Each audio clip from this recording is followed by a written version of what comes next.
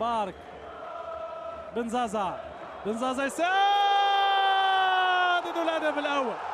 بن زازا يراوغ الكره ويسدد ويخادع الجميع. ماذا شوف طريقه المراوغه والتسديده بالقدم اليسرى، كره دقيقه جدا لا يمكن ان يصدها اي حارس في هذه الوضعيه.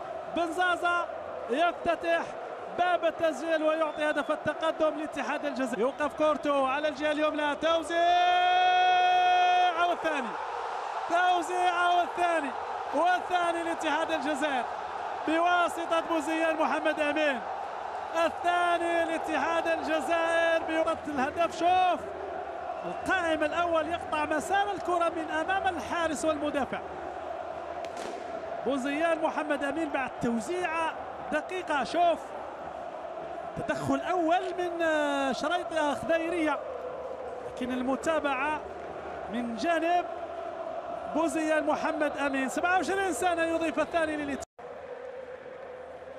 تغيير جهه اللعب، مراوغه ذكيه، محاوله التسديد، الثالث. شوف المراوغه والتسديده بقدم يسرى دقيقه جدا. الثالث للاتحاد. 3-0 لاتحاد الجزائر. شوف هذيك التسديده بقدم يساريه دقيقه.